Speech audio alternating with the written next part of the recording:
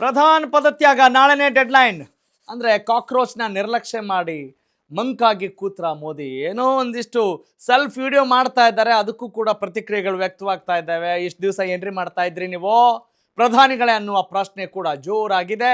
ಅದಕ್ಕೆ ಸಂಬಂಧಪಟ್ಟಂತೆ latest updates ನೋಡ್ತಾ ಹೋಗೋಣ ಬನ್ನಿ.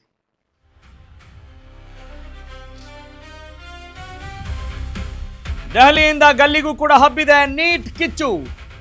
ಎಸ್, ದೇಶದ ಅಗಲಕ್ಕೂ ಕೂಡ ಉದ್ದಗಲಕ್ಕೂ ಕೂಡ ಜಿರಳೆ ಪ್ರತಿರೋಧ. ಕೇಂದ್ರ ಅಕ್ಷರಶಃ ಕಂಗಾಲಾಗಿದೆ. ಪ್ರಧಾನಿ ಮೋದಿ ಸೇನೆಯ ಲೆಕ್ಕಾಚಾರಗಳು ತಲೆ ಕೆಳಗಾಗಿದೆ, ಉಲ್ಟಾ ಆಗಿದ್ದಾವೆ. ಪ್ರಧಾನ್ ಪದತ್ಯಾಗಕ್ಕೆ ನಾಳೆ ಮಧ್ಯಾಹ್ನವೇ ಡೆಡ್ಲೈನ್ ಕೊಟ್ಟಾಗಿದೆ. ಅದೇ ಅಂತಿಮ ಅಂತೇಳಿ ಜಿರಳೆ ಹೋರಾಟ ನಿರ್ಲಕ್ಷಿಸಿ ಮಂಕಾಗಿ ಕೂತ್ರ ಮೋದಿ. ವಾಂಗ್ಚುಕ್ ಸತ್ಯಾಗ್ರಹ ನಿಲ್ಲಿಸಿದ್ರು ಕೂಡ ಕಾಕ್ರೋಚ್ ಕದನ ನಿಲ್ತಾ ಇಲ್ಲ. That is the news. ಅತ್ತ ಪ್ರಧಾನ್ ಬೆನ್ನಿಗೆ ನಿಂತಿದ್ದಾರೆ ಪ್ರಧಾನಿ ನರೇಂದ್ರ ಮೋದಿ. ಬಹಳ ಇಂಟ್ರೆಸ್ಟಿಂಗ್ ಶಾಕಿಂಗ್ ನ್ಯೂಸ್ ಕೂಡ ಆಗ್ತಾ ಇದೆ. ರಾಜೀನಾಮೆ ಮಾತಿಲ್ಲ, ಜನರ ಆಕ್ರೋಶ ತಗ್ತಾ ಇಲ್ಲ. ನೀಟ್ ವಿರುದ್ಧ ಕಿಚ್ಚು ಜಾಸ್ತಿ ಆಗ್ತಾ ಇದೆ. ಕೇಸರಿ ಸೇನೆ ಕೊತ ಕೊತ ಅಂತ ಕುದಿತಾ ಇದೆ. ಇದರ ನಡುವೆ ಜನಪ್ರಿಯತೆಯಲ್ಲಿ ಮೋದಿಯ ನಂಬರ್ 1. ಅಂದ್ರೆ ಇಷ್ಟೆಲ್ಲ ಆದರೂ ಕೂಡ ಪ್ರಧಾನಿ ಮೋದಿಯ ವರ್ಚಸ್ಸು ಮುಂಚೆ ಇದ್ದಷ್ಟು ಇಲ್ಲವಾದರೂ ಕೂಡ ಸದ್ಯಕ್ಕೆ ಪ್ರಧಾನಿ ಮೋದಿನೇ ಜನಪ್ರಿಯತೆಯಲ್ಲಿ ನಂಬರ್ 1 ಇದ್ದಾರೆ ಅನ್ನೋದು ಬಹಳ ಇಂಟ್ರೆಸ್ಟಿಂಗ್ ಮ್ಯಾಟ್ರ್. ನೋಡ್ತಾ ಇದ್ದೀರಿ, ಒಂದು ಕಡೆ ಯುವ ಜನತೆಯ ಕಿಚ್ಚು, ವಿದ್ಯಾರ್ಥಿಗಳ ಹೋರಾಟ. ಯಾರೋ ನಮ್ಮ ಸ್ನೇಹಿತರು ಕೂಡ ಕೇಳ್ತಾ ಇದ್ರು, ಸೀನಿಯರ್ ನಮ್ಮ ಜರ್ನಲಿಸ್ಟು ಅರವಿಂದ್ ಸಾಗರ್ ಅವ್ರು ಮಾತನಾಡ್ತಾ ಇದ್ರು, ಈಗ ಕ್ಯಾಂಡ್ಲ್ ಹಚ್ಚಬೇಕಾ ಅಥವಾ ಜಾಗಟೆ ಬರೆಸ್ಬೇಕಾ ಅಂತ. ಯಾವ ಕಾರಣಕ್ಕಾಗಿ ಇಷ್ಟು ವಿದ್ಯಾರ್ಥಿಗಳು ಆತ್ಮಹತ್ಯೆ ಮಾಡ್ಕೊಂಡ್ರಲ್ಲ, ಅಲ್ಲೇನು ಜಾಗಟೆ ಬಾರಿಸ್ಬೇಕಾ ಅಥವಾ ಕ್ಯಾಂಡ್ಲ್ ಹಚ್ಚಬೇಕಾ? ಅದನ್ನು ಬಹಳ ಮಾರ್ಮಿಕವಾಗಿರುವಂಥ ವಿಚಾರ. ಹೀಗಾಗಿ ಪ್ರಧಾನಿ ಮೋದಿ ಎಲ್ಲ ಟೈಮಲ್ಲೂ ಒಂದೇ ರೀತಿಯಾದಂಥ ಅಸ್ತ್ರ ಬಿಡ್ತಾ ಹೋದರೆ ಜನ ಕೇಳೋಲ್ಲ ಅನ್ನೋದಕ್ಕೆ ಪೂರಕವಾದ ವಾತಾವರಣ ನಿರ್ಮಾಣವಾಗಿದೆ. ನೋಡ್ತಾ ಇದ್ದೀರಿ, ಪ್ರತಿಭಟನೆಯಲ್ಲಿ ನಿರತರಾಗಿರುವವರ ಸಂಖ್ಯೆ ದಿನೇ ದಿನೇ ಜಾಸ್ತಿ ಆಗ್ತಾ ಇದೆ. ಅಲ್ಲಿ ವಿದ್ಯಾರ್ಥಿಗಳು ಲಿಂಗ ಭೇದ ಮರೆತು ಈ ಹೋರಾಟದಲ್ಲಿ ಭಾಗಿಯಾಗ್ತಾ ಇದ್ದಾರೆ ರೀ. ನಿಜ, ಆಗಲೇಬೇಕಾಗತ್ತೆ, ಇಂತಹ ಚಳವಳಿಗಳಾಗಲೇಬೇಕಾಗತ್ತೆ. ಯಾಕಂತ ಹೇಳಿದ್ರೆ ಒಂದೇ ಒಂದು ಜೀವ ಪ್ರಾಣ ಕಳೆದುಕೊಂಡ್ರೂ ಕೂಡ ಇಂತಹ ಪ್ರತಿಭಟನೆಗಳಾಗಬೇಕು. ಅಂಥದ್ರಲ್ಲಿ 22ಕ್ಕೂ ಹೆಚ್ಚು, ಅದು ಬರೀ ಗಮನಕ್ಕೆ ಬಂದಿರುವಂಥ ಆತ್ಮಹತ್ಯೆಗಳ ಸಂಖ್ಯೆಗಳು. ಹಿಂಗಿರುವಾಗ ಈ ವಿದ್ಯಾರ್ಥಿಗಳಿಗೆ ಏನ್ರಿ ಅಶ್ಯೂರೆನ್ಸ್ ಕೊಡ್ತೀರಾ ನೀವು? ಏನು ಅಶ್ಯೂರ್ ಮಾಡ್ತೀರಾ? ಏನು ಭರವಸೆ ಕೊಡ್ತೀರಾ? ನೋಡಿ, ಎಲ್ಲರೂ ಕೂಡ ಆ ಹೆತ್ತ ವಿದ್ಯಾರ್ಥಿಗಳನ್ನು ಕಳೆದುಕೊಂಡಂಥ ತಂದೆ ತಾಯಿಗಳ ಪಾಡೇನಾಗಬಾರ್ದು, ಅದ್ರ ಬಗ್ಗೆ ಸೊಲ್ಲೇ ಇಲ್ಲ. ಅವ್ರು ಪ್ರತಿಭಟನೆ ಮಾಡಬಾರ್ದು, ಇವ್ರು ಪ್ರತಿಭಟನೆ ಮಾಡಬಾರ್ದು, ಅವ್ರಿಗೇನು ಸಂಬಂಧ ಇವ್ರಿಗೇನು ಸಂಬಂಧ ಅಂತ ಈ ಕಚಡ ರಾಜಕಾರಣ ಮಾಡ್ತಿರಲ್ಲ, that is not at all acceptable. Yes, ಕಾಣ್ತಾ ಇಲ್ಲ, ಸರಿ ಮಾಡ್ಕೊಳ್ಳೋದು ಫೈನ್. ಒಟ್ನಲ್ಲಿ ಅತಿ ದೊಡ್ಡ ಸಂಖ್ಯೆಯಲ್ಲಿ ಏನೋ ಒಂದು ಅರಾಜಕತೆ ಸೃಷ್ಟಿಯಾಗಿದೆಯಾ, ಚಳವಳಿ ಯಾವ ಪರಿಣಾಮವನ್ನು ಉಂಟು ಮಾಡಬಹುದು ಮುಂದಿನ ದಿನಗಳಲ್ಲಿ, ಅದನ್ನು ಗಮನಿಸಬೇಕಾಗಿದೆ ನಾವು. ಅಂದರೆ ಹೋರಾಟ ಮಾಡಲಿಕ್ಕೆ, ಪ್ರತಿಭಟನೆ ಮಾಡಲಿಕ್ಕೆ ಸ್ವಾತಂತ್ರ್ಯ ಇದೆ ನಿಜ, ಆದರೆ ಬರೀ ಹೋರಾಟಗಳೇ ಆಗ್ತಾ ಇರೋದು ಒಂದು ಆಡಳಿತ ವ್ಯವಸ್ಥೆಯ ಸಂಖ್ಯೆನ, ಆಡಳಿತ ವ್ಯವಸ್ಥೆಯ ಒಂದು ಸಾಧನೆ ಅಂತ ಅಂದ್ಕೊಳ್ಬೇಕಾ? Not at all. Yes, cockroach ಹೋರಾಟಕ್ಕೆ ಆರಂಭದಲ್ಲಿ ಕೇಂದ್ರ ನಿರ್ಲಕ್ಷ್ಯ ಮಾಡಿತ್ತು. ಈಗ ಹೆಂಗಿದೆ ನೋಡೋಣ. ವಾಂಗ್ಚುಕ್ ಈಗಾಗಲೇ ಉಪವಾಸ ಸತ್ಯಾಗ್ರಹದಿಂದ ಹೊರಗೆ ಬಂದರೂ ಕೂಡ ಆ ಕಿಚ್ಚು ಕಡಿಮೆ ಆಗ್ತಾ ಇಲ್ಲ. ಕಾಕ್ರೋಚ್ ಹೋರಾಟಕ್ಕೆ ಆರಂಭದಲ್ಲಿ ಸ್ವಲ್ಪ ನಿರ್ಲಕ್ಷ್ಯ ಮಾಡಿದ್ರು, ಟೀ ಕಪ್ನಲ್ಲಿ ಬಿರುಗಾಳಿ ಅಂತ ಆಗಿದ್ರು ಪ್ರಧಾನಿ ಮೋದಿ. ಆದರೆ ಮೋದಿ ಲೆಕ್ಕಾಚಾರ ಮೀರಿದೆ ಈ ಕಾಕ್ರೋಚ್ ಹೋರಾಟ.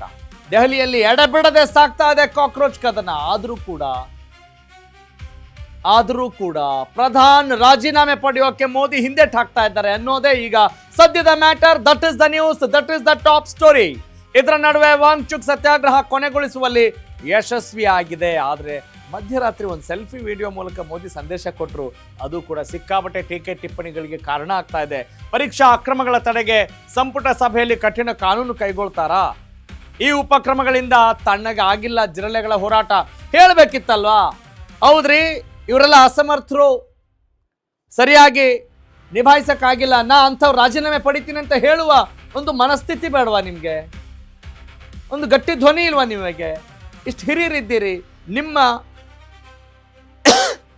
ವರ್ಚಸ್ಸಿಗೆ ತಕ್ಕ ಹಾಗೆ, ನಿಮ್ಮ ಜನಪ್ರಿಯತೆಗೆ ತಕ್ಕ ಹಾಗೆ ಮಾತನಾಡೋಕೆ ಆಗಲ್ವಾ ನಿಮಗೆ ಅನ್ನೋದು ಮತ್ತೊಂದು ಪ್ರಶ್ನೆ ಪ್ರಧಾನಿಗಳೇ. ನಾಳೆ ನಿರ್ಧಾರವಾಗಲಿದೆ ಧರ್ಮೇಂದ್ರ ಪ್ರಧಾನ್ ರಾಜೀನಾಮೆ ಭವಿಷ್ಯ. ಓಕೆ, ನೋಡೋಣ ಯಾವಾಗ ರಾಜೀನಾಮೆ ಪಡಿತಾರೆ ಅಂತ ಹೇಳಿ. ಪ್ರೊಟೆಕ್ಟ್ ಎಜುಕೇಷನ್, ಪ್ರೊಟೆಕ್ಟ್ ಡೆಮೋಕ್ರಸಿ ಅಲ್ವಾ? ನಾವು ಎಜುಕೇಷನ್ನ ಪ್ರೊಟೆಕ್ಟ್ ಮಾಡಿಲ್ಲ ಅಂತ ಹೇಳಿದರೆ ಇನ್ನೇನು ಪ್ರೊಟೆಕ್ಟ್ ಮಾಡ್ತೀವಿ? ಎಜುಕೇಷನ್ ಇಲ್ಲದೆ ಹೋದರೆ ಏನೂ ಕೂಡ ಮಾಡಲಿಕ್ಕೆ ಸಾಧ್ಯ ಇಲ್ಲ. ಎಲ್ಲಾದರೂ ಯಾವುದಾದ್ರೂ ಒಂದು ಊರು ಸರಿ ಇಲ್ಲ, ಒಂದು ರಾಜ್ಯ ಸರಿ ಇಲ್ಲ, ಒಂದು ದೇಶ ಸರಿ ಇಲ್ಲ ಅಂತ ಹೇಳಿದ್ರೆ ಏನು ಮಾತು ಬರುತ್ತೆ ಗೊತ್ತಾ? ಮೊದಲಿಗೆ ಅಲ್ಲಿ ಎಜುಕೇಷನ್ ಸರಿ ಇಲ್ಲ ಕಣ್ರಿ ಅನ್ನೋ ಮಾತನಾಡ್ತೀವಿ. ಎಸ್, ಈಗ ನೀಟ್ ಎಕ್ಸಾಮ್ಗೆ ಸಂಬಂಧಪಟ್ಟಂಥ ಒಂದು ಕಾನೂನಿನ ಬಗ್ಗೆ ತಿಳಿದುಕೊಳ್ಳೋಣ. Better to die standing than on line ಇದೆ. ಪ್ರತಿಭಟನೆಯ ಹೋರಾಟದ ಕಿಚ್ಚು ಯಾವ ರೀತಿ ಇದೆ ಅನ್ನೋದನ್ನು ನೀವು ಗಮನಿಸ್ತಾ ಇದ್ದೀರಿ. ನೀಟ್ ಎಕ್ಸಾಮ್ಗೆ ಕಾನೂನು, ಪ್ರಶ್ನೆ ಪತ್ರಿಕೆ ಲೀಕ್ ಮಾಡೋರಿಗೆ ಇನ್ನು ಮುಂದೆ ಕೇಡುಗಾಲ. ಆಯಿತು, ಈ ಮುಂಚೆನೆ ಮಾಡಬೇಕಿತ್ತು ಅಂತ, ಅದು ಒಂದ್ಸಲ ಮಾತ್ರ ಆಗಿರೋದಾ? ನೀಟಾಗಿ ಕೆಲಸ ಮಾಡದವರಿಗೆ ಮೋದಿ ಸರ್ಕಾರದ ಬರೆ. ಓಕೆ, ನೋಡೋಣ ಏನೇನು ಬರೆ, ಏನು ಹೊರೆ, ಇದರಲ್ಲಿ ಏನು ಕರೆ ಇದೆ ನೋಡೋಣ. ಪ್ರಶ್ನೆ ಪತ್ರಿಕೆ ಸೋರಿಕೆ ಕೇಸಲ್ಲಿ ಭಾಗಿಯಾದವರಿಗೆ ಶಿಕ್ಷೆಯ ಪ್ರಮಾಣ ಹೆಚ್ಚಳ ಮಾಡ್ತಾರಂತೆ. ಓಕೆ, ಯಾವ ರೀತಿ ಇದೆ ಆ ಶಿಕ್ಷೆಯ ಪ್ರಮಾಣ ನೋಡ್ತಾ ಹೋಗೋಣ. Next plate. ಎಸ್, ಶಿಕ್ಷೆಯ ಜೊತೆಗೆ ದಂಡದ ಪ್ರಮಾಣವನ್ನು ಕೂಡ ಹೆಚ್ಚಿಸಿದೆ ಮೋದಿಯ ಕೇಂದ್ರ ಸರ್ಕಾರ.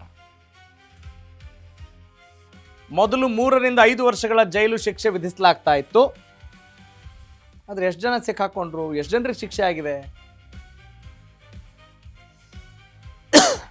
ಜೊತೆಗೆ 10 ಲಕ್ಷ ರೂಪಾಯಿವರೆಗೂ ಕೂಡ ದಂಡ ಹಾಕ್ತಾ ಇದ್ರು. Okay, next. ಈಗ ಪ್ರಶ್ನೆ ಪತ್ರಿಕೆ ಸೋರಿಕೆ ಮಾಡೋರಿಗೆ, ಲೀಕ್ ಮಾಡೋರಿಗೆ 10 ವರ್ಷಗಳ ಕಾಲ ಕಠಿಣ ಶಿಕ್ಷೆ ಜೊತೆಗೆ ದಟ್ ಈಸ್ ವೆರಿ ಇಂಟ್ರೆಸ್ಟಿಂಗ್, 10 ಕೋಟಿ ರೂಪಾಯಿ ದಂಡ. ದಂಡ ಎಲ್ಲಿಂದ ತರಬೇಕು? 10 ಕೋಟಿ. ಕಠಿಣ ಕಾನೂನಿಗೆ ಅನುಮೋದನೆ ನೀಡಿದೆ ಕೇಂದ್ರ ಸಂಪುಟ. ಓಕೆ, ನೀಟ್ ಎಕ್ಸಾಮ್ ಕಾನೂನೇನೋ ತರ್ತಾ ಇದ್ದೀರಿ.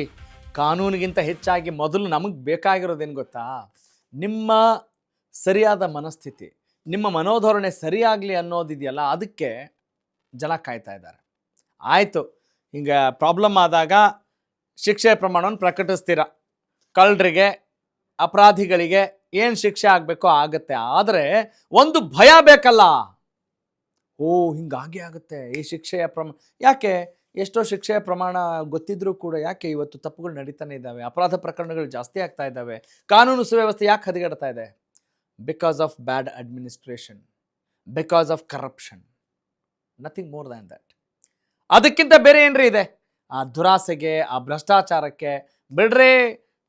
ಜೈಲಿಗೆ ಹೋದ್ರೂ ಕೂಡ ಆರಾಮಾಗಿರುವಂಥ ಇವತ್ತಿನ ಕಾಲದಲ್ಲಿ ಈ ಶಿಕ್ಷೆಯ ಪ್ರಮಾಣವನ್ನು ಎಷ್ಟು ಜನರು ಗಂಭೀರವಾಗಿ ಪರಿಗಣಿಸ್ತಾರೆ ಅಂತ ಪ್ರಶ್ನೆ ಮಾಡೋರು ಇದ್ದಾರೆ. ಅವ್ರಿಗೂ ಕೂಡ ಉತ್ತರ ಕೊಡಬೇಕಾಗಿದೆ.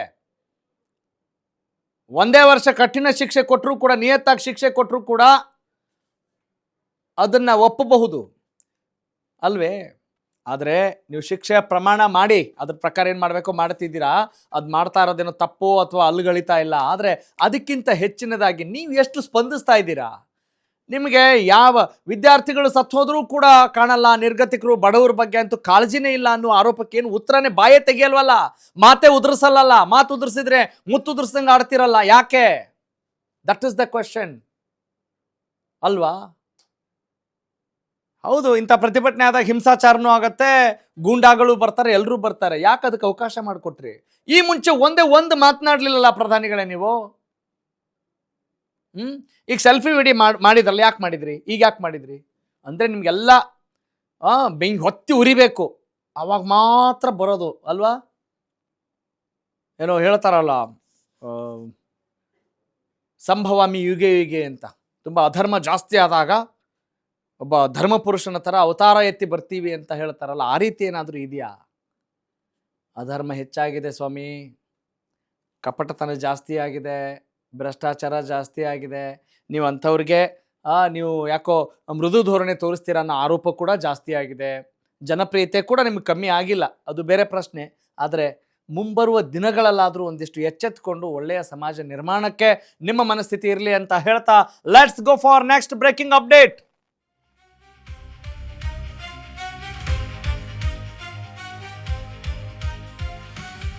ಓಕೆ, ಈ ಒಂದು ಪ್ರತಿಭಟನೆಯ ಬೆಂಕಿಗೆ ತುಪ್ಪ ಸುರಿತಾ ಇದೆ. ಕಾಕ್ರೋಚ್ ಹೋರಾಟಗಾರರಿಗೆ ಮುಲ್ಲಾಗಳ ಬಿರಿಯಾನಿ. ನೋಡಿ ಹಿಂಗಿದೆ, ಅಧಿಕಾರದಿಂದ ಮೋದಿ ಕೆಳಗಿಳಿಸಲು ಷಡ್ಯಂತ್ರ ಆಗ್ತಾ ಇದೆ. ಮೋದಿ ವಿರೋಧಿ ಹೋರಾಟಕ್ಕೆ ಕಾಂಗ್ರೆಸ್ ಬೆಂಬಲ ಕೊಡ್ತಾ ಇದೆ. ರಾಜಕಾರಣ ಹಂಗೆ ಅಲ್ವೇ ನಡೆಯೋದು. ಸಿಜೆಪಿ ಹೋರಾಟಕ್ಕೆ ಅಮೆರಿಕನ್ ಡೀಪ್ ಸ್ಟೇಟ್ ಫಂಡಿಂಗ್, ಹೀಗೆ ನಾನಾ ಆರೋಪ ಮಾಡ್ತಾ ಇದೆ ಕೇಸರಿ ಪಡೆ. ಮಾಡಿ, ಸತ್ಯ ಇದ್ರೆ ಅದಕ್ಕೆ ತಕ್ಕದಾದಂಥ ಪಾಠ ಕಲಿಸ್ಲಿ. ಎಂದಿನ ಶೈಲಿಯಲ್ಲಿ ಹೋರಾಟವೇ ತಪ್ಪು ಅಂತಿದೆ ಬಿಜೆಪಿ. ಹೋರಾಟ ಮಾಡಬಾರ್ದಾ? ಪ್ರಜಾಪ್ರಭುತ್ವದಲ್ಲಿ ಅವಕಾಶ ಇಲ್ವಾ? ನೆಗೆಟಿವ್ ನೆರೆಟಿವ್ಗೆ ಬಿಜೆಪಿ ಇಲ್ಲಿ ಪ್ರಯತ್ನ ಮಾಡ್ತಾ ಇದೆ. ಸಿಜೆಪಿಗೆ ಸಂಬಂಧಪಟ್ಟಾಗ ನಾನಾ ಬಗೆಯ ಹೇಳಿಕೆಗಳಿಂದ ಬಿಜೆಪಿಗರ ವಿವಾದ. ನಮ್ಮದು ಒಂದಿರಲಿ ಅಂತ ಹೇಳ್ತಾರಲ್ಲ, ಹಂಗೆ ಆ ಥರ. ಎಸ್, ಐ ರಿಪೀಟ್, ಸಿಜೆಪಿ ಪ್ರತಿಭಟನೆಯ ಬೆಂಕಿಗೆ ತುಪ್ಪ ಸುರಿತಾ ಇದೆ ಬಿಜೆಪಿ. ಅಂದರೆ ಈಗ ಒಂದಿಷ್ಟು ಜ್ವಾಲೆ ಇರುತ್ತಲ್ಲ, ಅದಕ್ಕೆ ತುಪ್ಪ ಹಾಕಿದಾಗ ಏನಾಗುತ್ತೆ? ಆ ಜ್ವಾಲೆ ಪ್ರಜ್ವಲಿಸುತ್ತೆ, ಸಿಕ್ಕಾಪಟ್ಟೆ ದೊಡ್ಡದಾಗಿ ಹಬ್ಬುತ್ತೆ. ದಿಸ್ ಇಸ್ ದ ಪಾಯಿಂಟ್ ಅಲ್ವಾ? ಬೇಕಾ ನೋಡಿ, ಇಲ್ಲಿ ಏನೋ ಹೋಗ್ತಾ ಇದ್ರೆ, ಏನೋ ಒಂದು ಹೋರಾಟ ನಡೀತಾ ಇದ್ರೆ ಅದಕ್ಕೆ ಮತ್ತೊಂದೇನೋ ತಂದು ಡೈವರ್ಷನ್ ಮಾಡಿಬಿಡೋದು, ಅದಕ್ಕೊಂದು ಧರ್ಮದ ಲೇಪನ ಕೊಟ್ಬಿಡೋದು. ಇದನ್ನ ಬಿಟ್ಟು ಬೇರೆ ಕೆಲಸ ಇಲ್ವಾ ನಿಮಗೆ? ಯಾವ ಸೀಮೆ ನಾಯಕರೇ ನೀವು? ನಿಜಕ್ಕೂ ಕೂಡ ನಿಮಗೆ ನಮ್ಮ ಪ್ರಜೆಗಳ ಹಿತರಕ್ಷಣೆ ಆಗಬೇಕು, ವಿದ್ಯಾರ್ಥಿಗಳಿಗೆ ನ್ಯಾಯ ಸಿಗಬೇಕು ಅಂತ ಇಲ್ವಾ? ನಿಮ್ಮ ಮಕ್ಕಳು ಚೆನ್ನಾಗಿ ಓದಬೇಕಾ, ಓದಬಾರ್ದಾ? ಒಳ್ಳೆಯ ಪ್ರಜೆಗಳಾಗಬೇಕಾ, ಆಗಬಾರ್ದಾ? ನೀವು ಹಿಂಗೆ ಹೇಳಿಕೆಗಳನ್ನು ಕೊಟ್ಟು ದೊಡ್ಡ ಸ್ವಾತಂತ್ರ್ಯ ಹೋರಾಟಗಾರರ ಥರ ಪೋಸ್ ಕೊಡೋಕೆ ಬಂದಿದ್ದೀರಾ? ಇದೇ ಪ್ರಶ್ನೆ ರೀ, ಸಾಮಾನ್ಯನ ಪ್ರಶ್ನೆ ಇದೇ ಇರೋದು. ಇದು ನಾನು ಹೇಳ್ತಾ ಇಲ್ಲ ಇಲ್ಲಿ. I am reflection, just I am a mirror. ಆ ಎಲ್ಲ ನೊಂದಂಥ ಮನಸ್ಸುಗಳ ಪ್ರತಿಧ್ವನಿಯಾಗಿ ನಿಮ್ಮ ಹತ್ರ ಹೇಳ್ತಾ ಇದ್ದೀವಿ. ನೀವು ಆ ಕೆಲಸ ಮಾಡಬೇಕು. ಯಾವುದೋ ಒಂದು ವರ್ಗಕ್ಕೆ, ಒಂದು ಧರ್ಮಕ್ಕೆ ಸೀಮಿತವಾಗಿ ಮಾತಾಡ್ತಿರಲ್ಲ, ನಾಚಿಕೆ ಆಗಲ್ವಾ ನಿಮ್ಗಳಿಗೆಲ್ಲ? ಇದು ನಮ್ಮ ಜನಸಾಮಾನ್ಯನ ಪ್ರಶ್ನೆ. ಎಸ್, ಸಿ ಟಿ ರವಿ ಅವರು ಮಾತನಾಡಿದ್ದಾರೆ, ಬಿಜೆಪಿ ಮುಖಂಡರು, MLC ಸಾಹೇಬರು. ನೋಡೋಣ ಬನ್ನಿ. ಕೇಳಕ್ ಬಯಸೋದು, ಮುಲ್ಲಾನಿಗೂ ನೀಟ್ ಎಕ್ಸಾಮ್ಗೂ ಏನ್ ಸಂಬಂಧ? ಎದೆ ಹೇಳಿದ್ರೆ 3 ಅಕ್ಷರ ಬರಲ್ಲ. ಆತ ಬಂದು ನೀಟ್ ವಿರುದ್ಧ ಹೋರಾಟ ಅಂತೆ. ಧರ್ಮೇಂದ್ರ ಪ್ರಧಾನ್ ರಾಜೀನಾಮೆ ಕೊಡ್ಬೇಕಂತೆ, ಮೋದಿ ಹಠಾವಂತೆ. ನಾನು ನಿಮ್ಮನ್ನ ಕೇಳಕ್ ಬಯಸ್ತೇನೆ, ನಿನ್ ಎದೆ ಸೀಳಿದ್ರೆ 3 ಅಕ್ಷರ ನಿಮ್ಮ ಎದೆ ಒಳಗಡೆ ಇಲ್ಲ, ನೀನು ನೀಟ್ ಬಗ್ಗೆ ಮಾತಾಡ್ತೀಯ. ಇನ್ನ CAಗೆ, NRCಗೂ ಈ ನೀಟ್ ಪರೀಕ್ಷೆಯ ಪ್ರಶ್ನೆ ಪತ್ರಿಕೆಯ ಲೀಕ್ ಆಗಿದ್ದಕ್ಕೂ ಏನ್ ಸಂಬಂಧ? CAA ವಿರೋಧಿಗಳು, ತುಕಡೆ ಗ್ಯಾಂಗ್ಗಳು ಅಲ್ಲಿ ಬಂದು ಮಾತಾಡ್ತಾರೆ. ತುಕಡೆ ಗ್ಯಾಂಗ್ಗಳು ಯಾರು ಅಂತ ಗೊತ್ತಿದೆಯಾ ನಿಮ್ಗೆ? ಭಾರತ್ ತೇರೆ ತುಕಡೆ ಹೋಂಗೆ, ಇನ್ಸಾ ಅಲ್ಲ ಅಂತ ಘೋಷಣೆ ಕೂಗಿದಂತ ತುಕಡೆ ಗ್ಯಾಂಗ್ಗಳು ಆ ಒಂದು ಹೋರಾಟದಲ್ಲಿ ಭಾಗವಹಿಸ್ತಾರೆ. ನಕಲಿ NGOಗಳಿಗೆ ಅವರಿಗೆ ಅಕ್ರಮವಾಗಿ ಹಣ ಬರ್ತಿರೋದನ್ನ ನಿಲ್ಲಿಸುವಂತ ಕಾಯ್ದೆಯನ್ನ ತರ್ತಾ ಇದ್ದಾರೆ ಅನ್ನುವಂತ ಭಯವೇ ಅವರಿಗೆ. ನಮಗೆ ಬರ್ತಿರುವಂತ ಹಣದ ಮೂಲ ಅದು ರದ್ದಾಗುತ್ತಲ್ಲಪ್ಪ, ಇಲ್ಲಿ ನಾವು ಯಾವುದೇ ರೀತಿಯ ಷಡ್ಯಂತ್ರ ಮಾಡೋದಕ್ಕೆ ಅವಕಾಶ ಇಲ್ದಂಗೆ ಆಗುತ್ತಲ್ಲ ಅನ್ನೋಂಥ ದುಃಖ ಅವ್ರಿಗೆ ಕಾಡ್ತಾ ಇದೆ. ಪರೀಕ್ಷೆ, ಅದರಿಂದ ಆದಂತ ಅಕ್ರಮ, ವಿದ್ಯಾರ್ಥಿಗಳಿಗಾಗಿದ್ದಂತ ತೊಂದರೆ ಬಗ್ಗೆ ಅವ್ರ ಕಳಕಳಿ ಅಲ್ಲ. ನಾನ್ ನಿಮ್ಮನ್ನು ಕೇಳಕ್ ಬಯಸೋದು, ನೋಡಿ ಹೆಂಗಿದೆ ಕರ್ಣಾನಂದ. ಅವ್ರಿಗೆ ಅವರೇ ಖುಷಿ. ಅವ್ರಿಗೆ ಬೇಕಾದಂಥವ್ರು ಒಂದಿಷ್ಟು ಜನ ಸೇರಿಸ್ಕೊಳ್ಳೋದು, ಜೈ ಅನ್ಸ್ಕೊಳ್ಳೋದು, ಚಪ್ಪಾಳೆ ತಟ್ಟೋದು. ಮುಂದೆ ಏನಾದರೂ ಚುನಾವಣೆ ಬರ್ತಾ ಇದೆ ಅಂತ ಹೇಳಿದಾಗ ಇವ್ರದ್ದು ಪುಂಗಿ ಶುರು. ರೀ ಸಾಹೇಬ್ರೆ, ಎದೇನೇ ಸೀಳ್ಬೇಕೇನ್ರಿ ನೀವು? ಅವ್ರ ಹತ್ರ ಏನು ಕೆಲಸ ಮಾಡಿಸ್ಕೊಳ್ಳಲ್ವಾ ನೀವು? ಮನುಷ್ಯರೇ ಅಲ್ವಾ? ಎಲ್ಲದಕ್ಕೂ ಯಾಕೆ ಏನೇ ಮಾಡಲಿ ಬಂದ್ಬಿಟ್ಟು ಒಂದು ಲಿಂಕ್ ಮಾಡಿಬಿಡ್ತೀರ, ಮುಲ್ಲಾಗಳನ್ನು, ಅಲ್ಲಾಗಳನ್ನು ಅಲ್ವಾ, ಪಾಕಿಸ್ತಾನ. ಬೇರೆ ಕೆಲಸ ಇಲ್ವಾ ನಿಮಗೆ? ಆಗ್ತಾ ಇರೋದು ನಿಮಗೆ ಸಂಬಂಧ ಇದೆ. ಈಗೇನು ಪ್ರಶ್ನೆ ಮಾಡಿದ್ರಲ್ಲ, ಆ ನೀಟ್ ಎಕ್ಸಾಮ್ಗೂ ಇವ್ರು ಹೋರಾಟ ಮಾಡೋದಕ್ಕೂ ಏನು ಸಂಬಂಧ ಇಲ್ಲ ಅಂತ ಎಷ್ಟು ಸರಿ ಹೇಳ್ತಿದ್ದೀರಾ? ಎದೆ ಹೇಳಿದ್ರೆ 3 ಅಕ್ಷರ ಇಲ್ಲ ಅಂತ, ಎದೆ ಹೇಳಿದ್ರೆ 3 ಅಕ್ಷರ ಇಲ್ಲ ಅಂತ. ಏನು ನಿಮ್ಮಲ್ಲಿ ಎಲ್ಲಿದೆ? ನಿಮ್ಮ ಎದೆಯಲ್ಲಿ ಎಷ್ಟು ಅಕ್ಷರ ಇದ್ದಾವೆ? ಏನು ದೊಡ್ಡ ಪ್ರಕಾಂಡ ಪಂಡಿತರ ನೀವು? ಏನು ಅನ್ಸೋದೇ ಇಲ್ವಾ? ಮನುಷ್ಯರ ಥರ ಕಾಣೋ ಅವಶ್ಯಕತೆ ಇಲ್ವಾ ನಿಮಗೆ? ಒಟ್ಟು ಬೆಂಕಿ ಹಚ್ಚಿ ಒಟ್ಟಿನಲ್ಲಿ ಎಲ್ಲ ಸಮಾಜ ಎಲ್ಲ ಹಾಳು ಮಾಡಬೇಕು ಅಂತ ಏನಾದ್ರು ಉದ್ದೇಶ ಇದೆಯಾ? ನಮ್ಮ ದೇಶ ಏನಾದರೂ ಹಾಳಾಗ್ತಾ ಇದೆ ಅಂದರೆ ನಿಮ್ಮಂಥ ಈ ರೀತಿ ಹೇಳಿಕೆ ಕೊಡೋದ್ರಿಂದ ರೀ. ನೀವತ್ತ ಕೆಲಸ ಮಾಡಿರಿ, ಏನು ಬೇಕಾಗಿದೆ ಅದನ್ನು ಫಾಲೋ ಮಾಡಿ. ಪಾಲನೆ ಮಾಡಿ, ಸಂವಿಧಾನದ ಬದ್ಧವಾಗಿ ನಡ್ಕೊಳ್ಳಿ. ಹೌದು, ಹಿಂದೂ ರಾಷ್ಟ್ರದಲ್ಲಿ ಸಂವಿಧಾನಬದ್ಧ ಇದೆಯಾ, ಬದ್ಧವಾಗಿ ನಡ್ಕೋಬೇಕಾ ಹೇಳಿ. ಅದನ್ನ ಬಿಟ್ಬಿಟ್ಟು ಈಗ ನೀವೇನ್ ಮಾಡ್ತಾ ಇದ್ದೀರಿ? ಬರೀ ಮುಲ್ಲಗಳು ಬಿಟ್ಟರೆ ಬೇರೆ ಕಾಣಿಸಲ್ವಾ ನಿಮ್ಗೆ? ಅಲ್ಲಿ ವಿದ್ಯಾರ್ಥಿಗಳು ಕಾಣಿಸ್ಲಿಲ್ವಾ? ಬೇರೆ ಟೈಮಲ್ಲಿ ಹೋರಾಟ ಮಾಡುವಾಗ ಅವ್ರದ್ದೇನಾದ್ರೂ ಉಪಸ್ಥಿತಿ ಇದ್ದಾಗ, ಅವರಿಂದ ಏನಾದ್ರೂ ಸಮಸ್ಯೆ ಆದಾಗ ಕ್ಯಾಕರ್ಸ್ ಹೋಗಿರಿ, ಅದಲ್ಲ ಪ್ರಶ್ನೆ. ಅದನ್ನ ಬಿಟ್ಬಿಟ್ಟು ನೀವೇನೋ ದೊಡ್ಡ ಪ್ರಕಾಂಡ ಪಂಡಿತರು, ಜ್ಞಾನಿಗಳು, ಋಷಿಗಳು ಅಂತ ಪೋಸ್ ಕೊಟ್ಬಿಟ್ಟು ಇವ್ರು ಎದೆ ಸೆಳೆದ್ರೆ 3 ಅಕ್ಷರ. ಯಾವ ಯೋಗ್ಯತೆ ಇದೆ ರೀ ನಿಮಗೆ ಹೇಳಕ್ಕೆ? ಯಾವ ಯೋಗ್ಯತೆ ಇದೆ ಹೇಳಿ? Why should you scold like that? ಏನ್ ನೆಸೆಸರಿ? ಸುಮ್ಮನೆ ನಿಮ್ಗೊಂದು ಚಾಳಿ ಅಲ್ವಾ ಇದು, ಕೆಟ್ಟದಾಗ ಮಾತಾಡೋದು ಮತ್ತೊಬ್ರು. ಈಗ ನೀವು ಏನು ಅವ್ರ ಪ್ರೀತಿ ಗಳಿಸ್ಕೊತೀರ ಹಿಂಗೆ ಮಾತಾಡಿ? ಹೇಳ್ರಿ, ಏನ್ ನಿಮ್ ಮಾತಾಡಿದ್ರಲ್ಲ ಅದ್ರ ಇಂಪ್ಯಾಕ್ಟ್ ಏನು ಹೇಳಿ, ಅದ್ರ ಪರಿಣಾಮ ಏನು ಹೇಳಿ? ಈಗ ನೀವು ಮಾತಾಡಿದ್ರ ಉದ್ದೇಶ ಏನು ಹೇಳಿ? ಹೇಳಿ, ಕನ್ವಿನ್ಸ್ ಮೀ. ಅದಕ್ಕೂ ಇದಕ್ಕೂ ನೀವು ಮಾತಾಡೋದಕ್ಕೆ ಸಂಬಂಧ ಇದ್ರೆ ಫೈನ್, ಐ ಸಲ್ಯೂಟ್ ಯು. ಅದನ್ನೆಲ್ಲ ಬಿಟ್ಬಿಟ್ಟು ಸುಮ್ಮನೆ ನಿಮ್ಮದೇ ಆದ ರೀತಿಯಲ್ಲಿ, ಮುಂಚೆ ಒಬ್ಬ ಮಹಾತ್ಮರು ಹಂಗೆ ಮಾತಾಡಿ ಸಿಕ್ಕಾಕೊಂಡಿದ್ದು ನೋಡಿದಿರಿ, ಅವಶ್ಯಕತೆ ಇರಲಿಲ್ಲ ಅಂತ. ಆಮೇಲೆ ಬರೀ ತೇಪೆ ಹಚ್ಚ ಕೆಲಸನೇನಾ ನಿಮ್ಮದು? ಹಿಂಗೆ ಮಾತಾಡೋದು, ಒಂಚೂರು ಸುದ್ದಿಲಿರೋದು, ಆಮೇಲೆ ನಮ್ಮ ಸಮುದಾಯಕ್ಕೆ, ಹಿಂದುತ್ವಕ್ಕೂ ನಿಮ್ಮಿಂದನೇ ಅವಮಾನ ಆಗ್ತಾ ಇರೋದು. Frankly telling you. ನೀವು ಬೇಕಾದ್ರೆ ಆಮೇಲೆ ನಾನು ಪ್ರಶ್ನೆ ಮಾಡಿದ್ರೆ ನಾನು ನಿಮ್ಮ ಜೊತೆ ಮಾತಾಡೋಕ್ಕೆ ರೆಡಿ ಇದ್ದೀನಿ. ಎಸ್, ಈಗ ರಾಜೀನಾಮೆ ಕೊಡೋಕೆ ಹಿಂದೇಟ್ ಹಾಕ್ತಾ ಇರುವಂಥ ಧರ್ಮೇಂದ್ರ ಪ್ರಧಾನ್, ಹಿಂದೊಮ್ಮೆ ಅವ್ರು ಏನು ಮಾಡ್ತಾ ಇದ್ರು, ಅವ್ರ ಹೋರಾಟ ಹೆಂಗಿತ್ತು ಅದನ್ನು ಕೂಡ ನಾವು ನೋಡಬೇಕಾಗಿತ್ತು. ಫೋಟೋದಲ್ಲಿ ತೋರಿಸ್ತಾ ಇದ್ದೀವಲ್ಲ, ಇದು ಬೇರೆ ಯಾರೂ ಅಲ್ಲ, ಸದ್ಯದ ಕೇಂದ್ರ ಶಿಕ್ಷಣ ಸಚಿವರು ಧರ್ಮೇಂದ್ರ ಪ್ರಧಾನ್. 1997ರಲ್ಲಿ ಪೇಪರ್ ಲೀಕ್ ಸಂಬಂಧಪಟ್ಟ ಹಾಗೆ ಸಚಿವರು ತಲೆದಂಡಕ್ಕೆ ಪಟ್ಟು ಹಿಡಿದು ಹೋರಾಟ ಮಾಡ್ತಾ ಇದ್ದಂಥ ಮಹಾನ್ ಭಾವರು ಇವರು. ಅವ್ರು ಹೋರಾಟ ಮಾಡಿ ತಪ್ಪು ಅಂತ ಹೇಳ್ತಾ ಇಲ್ಲ, ಹೋರಾಟ ಮಾಡಿ ಸರಿ ಇದೆ ಅಲ್ವಾ? ಅದೇನಿದು, ಅದರ ಡೀಟೇಲ್ ಏನು ಸಮಾಚಾರ? ಪ್ರಧಾನ್ ಅವರ ವಿಚಾರ ಈಗ ಯಾಕೆ ಈ ಹಂತದಲ್ಲಿ ಚರ್ಚೆಗೆ ಬರ್ತಾ ಇದೆ? ಹೌದು, ಅವರು ಶಿಕ್ಷಣ ಸಚಿವರು, ರಾಜೀನಾಮೆ ಕೊಡಬೇಕು, ಓಕೆ ಅಲ್ವಾ? ಆದರೆ ಪ್ರಧಾನ್ ವರ್ಸಸ್ ಪ್ರಶ್ನೆ ಪತ್ರಿಕೆಗೆ ಸಂಬಂಧಪಟ್ಟಾಗ ಒಂದಿಷ್ಟು ಇಂಟ್ರೆಸ್ಟಿಂಗ್ ಡೀಟೇಲ್ಸ್ ಇದೆ. Yes, let's play those points. ಪ್ರಶ್ನೆ ಪತ್ರಿಕೆ ಲೀಕ್ ವಿರುದ್ಧ ಅವರು ಹೋರಾಡಿರ್ತಾರೆ ಪ್ರಧಾನ್ ಸಾಹೇಬ್ರು. ಅಂದ್ರೆ ವಿದ್ಯಾರ್ಥಿಗಳ ಪರವಾಗಿ ಇದ್ದಂಥವ್ರು ಅಂತ. ಸೊ ಸ್ವೀಟ್ ಆಫ್ ಹಿಮ್, ಪರವಾಗಿಲ್ಲ, ಖುಷಿ ಆಗತ್ತೆ ನಮಗೂ. ಅಂದ್ರೆ ಅವ್ರಿಗೇನು ಇದ್ರ ಬಗ್ಗೆ ಹಂಗೆ ಬಂದೇ ಇಲ್ಲ ಅಂತ ಅನ್ನೋಂಗಿಲ್ಲ, ಇವರಿಗೆ ಅರಿವಿದೆ. ಅದು 1997 ಒಡಿಶಾದಲ್ಲಿ CM ಆಗಿದ್ದಂಥ ಜಾನಕಿ ಪಟ್ನಾಯಕ್ ಆ ಟೈಮಲ್ಲಿ. ದಿಸ್ ಇಸ್ ದ ಬ್ಯಾಕ್ಗ್ರೌಂಡ್ ಅವ್ರ ಹೋರಾಟಕ್ಕೆ ಸಂಬಂಧಪಟ್ಟ ಹಾಗೆ. ಪ್ರಶ್ನೆ ಪತ್ರಿಕೆ ಸೋರಿಕೆ ಪ್ರಕರಣವನ್ನು ಖಂಡಿಸಿ ಪ್ರಧಾನ್ ಏನು ಮಾಡ್ತಾರೆ? ದೊಡ್ಡ ಸಮರವನ್ನು ಸಾರ್ತಾರೆ. ಓಕೆ, ಅಂದರೆ ಅವ್ರಿಗೂ ಕೂಡ ಕಿಚ್ಚಿದೆ, ಒಲವಿದೆ ಅಂತ ಅರ್ಥ ಆಯಿತು. ಶಿಕ್ಷಣ ಸಚಿವರಾಗಿರೋದಕ್ಕೆ ಸಾರ್ಥಕ. ಆದರೆ ಹಿಂಗಾದಾಗ ಸರಿಯಾಗಿ ನಿಭಾಯಿಸಕ್ಕೆ ಆಗ್ತಾ ಇಲ್ಲ ಅಂತ ಸ್ವಯಂ ಪ್ರೇರಿತರಾಗಿ ಏನಾದರೂ ರಾಜೀನಾಮೆ ಕೊಡುವಂಥದ್ದನ್ನು ಮಾಡಿದರೆ ನಿಜಕ್ಕೂ ನೀವೆಲ್ಲ ಹೋಗ್ಬಿಡ್ತೀವಿ. ನೀವು ಆ ನೊಂದಂಥ ಜೀವಗಳಿಗೆ ನೊಂದಂಥ ಜೀವಗಳು ಯಾರು? ಅವ್ರ ಅಪ್ಪ ಅಮ್ಮ ಈಗ ಪ್ರಾಣ ಕಳ್ಕೊಂಡ್ರಲ್ಲ, ಆ ಪ್ರಾಣಗಳನ್ನೇನು ತಂದು ಕೊಡೋಕ್ಕಾಗಲ್ವಲ್ಲ ನಿಮಗೆ ಅಲ್ವಾ? ಅಟ್ಲೀಸ್ಟ್ ಅದು ಇನ್ನಾದರೂ ಮಾಡ್ತಿದ್ದಾರೆ ಅಂತ ಒಂದು ಸ್ವಲ್ಪ ಹೋಗ್ಲಿ ಬಿಡ್ರಿ ಅಂತ ಅಂತಿದ್ರು. ಕೊತ ಅಂತ ಕುದಿಯತ್ತೇರಿ. ಯಾಕೆ ನಿಮ್ಗೆ ಅನ್ಸಲ್ವಾ? ನೀವು ಯಾವಾಗಲೂ ಅಧಿಕಾರದಲ್ಲಿ ಇರ್ತೀರಲ್ಲ. ಪ್ರಶ್ನೆ ಪತ್ರಿಕೆ ಸೋರಿಕೆ ಪ್ರಕರಣ ಖಂಡಿಸಿ ಪ್ರಧಾನ್ ಸಮರ ಸಾರ್ತಾರೆ. 1,500 ವಿದ್ಯಾರ್ಥಿಗಳಿಂದ ಪ್ರತಿಭಟನೆ ಮಾಡಿಸ್ತಾರೆ. ಆಗ ಪ್ರೊಟೆಸ್ಟ್ ನೇತೃತ್ವ ವಹಿಸಿದಂಥವ್ರು ಬೇರೆ ಯಾರೂ ಅಲ್ಲ, ಇದೇ ಧರ್ಮೇಂದ್ರ ಪ್ರಧಾನ್. ಆದರೆ ಇವತ್ತು ಅದೇ ಪ್ರಧಾನ್ ಯುಗದಲ್ಲಿ ಪ್ರಶ್ನೆ ಪತ್ರಿಕೆ ಲೀಕ್ ಆಗಿದೆ.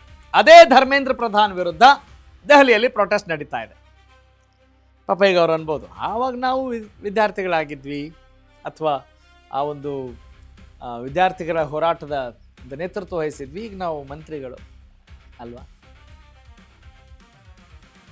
ನೋಡಿ, ಇದು ನಮ್ಮ ದೇಶದ ಕತೆ ಇಷ್ಟೇ ಕಣಮೋ ಅನ್ನೋದಕ್ಕೆ ಪ್ರಸಕ್ತ ಬೆಳವಣಿಗೆಗಳು ಸಾಕ್ಷಿ ಅಂತ ಅನಿಸುತ್ತೆ. ಅಲ್ಲ, ಈ ಹೋರಾಟದ ಬಗ್ಗೆ ಮಾತಾಡೋದು ಬಿಟ್ಬಿಟ್ಟು ಅಲ್ಲಿ ಬೇರೆ ಏನೇನೋ ಹೇಳ್ಕೊಂಡ್ಬಿಟ್ರೆ ಯಾರೀ ನಂಬಬೇಕು ನಿಮ್ಮ ಮಾತುಗಳನ್ನು? Yes, next update. ಒಟ್ಟಿನಲ್ಲಿ ಸಿಕ್ಕಾಪಟ್ಟೆ ಹೋರಾಟ ಅಂತೂ ನಡೀತಾ ಇದೆ.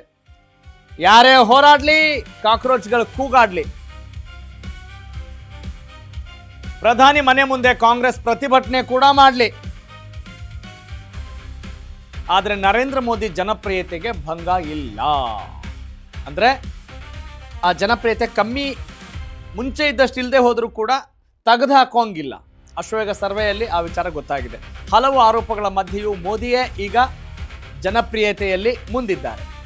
ಪ್ರಧಾನಿ ಮೋದಿಗೆ ಜೈ ಎಂದಿದೆ ಕರ್ನಾಟಕದ ಜನತೆ. ರಾಹುಲ್ ಗಾಂಧಿಗೆ ನಂಬರ್ 2ನೇ ಸ್ಥಾನವನ್ನು ಕೊಟ್ಟಿದ್ದಾರೆ ನಮ್ಮ ಮತದಾರರು. ಇವತ್ತೇನಾದರೂ ಎಲೆಕ್ಷನ್ ನಡೆದ್ರೆ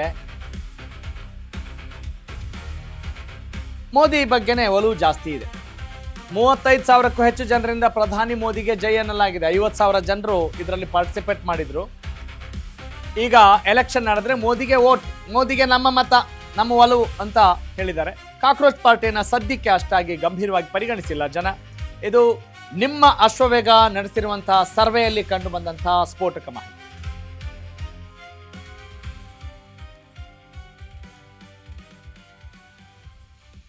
okay, Narendra Modi, Rahul Gandhi, cockroach party ಮತ್ತು ಯಾರೂ ಬೇಡ ಅನ್ನುವ ಒಂದು ಲಿಸ್ಟ್ ನನಗೆ ಕೊಟ್ಟಾಗ ಅದರಲ್ಲಿ ಆಯ್ಕೆ ಬಂದಿದ್ದು 65%. Very big number. ನರೇಂದ್ರ ಮೋದಿಯವರ ಪಾಲಾಗತ್ತೆ. 27% ಮತಗಳು ರಾಹುಲ್ ಗಾಂಧಿಯವರ ಪರವಾಗಿದೆ. ಕಾಕ್ರೋಚ್ ಜನತಾ ಪಾರ್ಟಿಗೆ ಒಂದು 4%. ಆಯ್ತು, ಏನೋ ಮಾಡ್ತಿದ್ದಾರೆ ಅಂತ 4% ಜನ ಕಾಕ್ರೋಚ್ ಪಾರ್ಟಿ ಪರವಾಗಿದ್ದಾರೆ. ಅಯ್ಯೋ ಇವ್ರು ಸಹವಾಸವೇ ಬೇಡ ರೀ, ನಮಗೆ ನಂಬಿಕೆನೇ ಇಲ್ಲ ಅಂತ ಅದರಲ್ಲಿ ಒಂದು 4% ಜನ ಇದ್ದಾರೆ.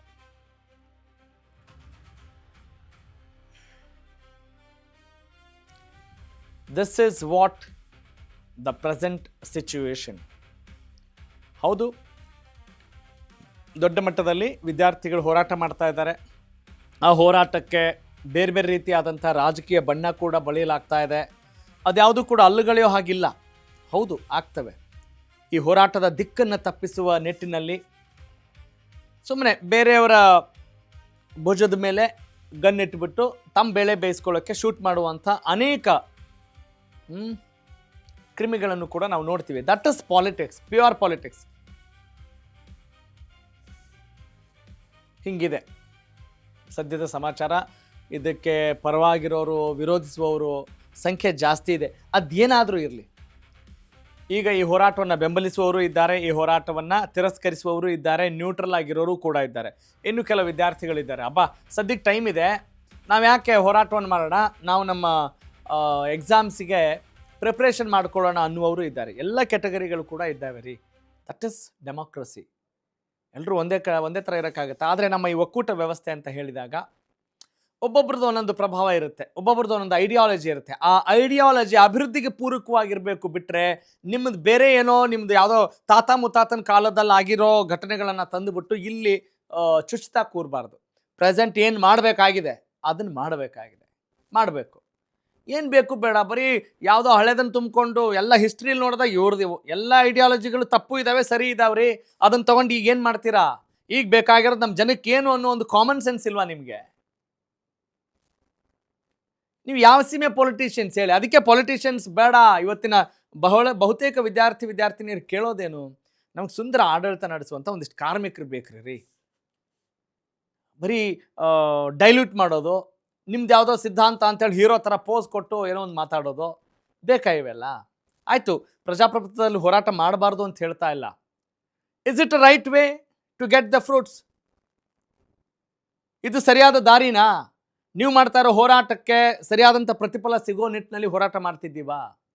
ಇವರೊಂದು ಹೋರಾಟ ಮಾಡಿದ್ರೆ ಅಲ್ಲೊಂದು ಮತ್ತೊಂದು ಏನೋ ಬೆಂಕಿ ಹಚ್ಚೋ ಕೆಲಸ ಆಗ್ತಾ ಇರುತ್ತೆ.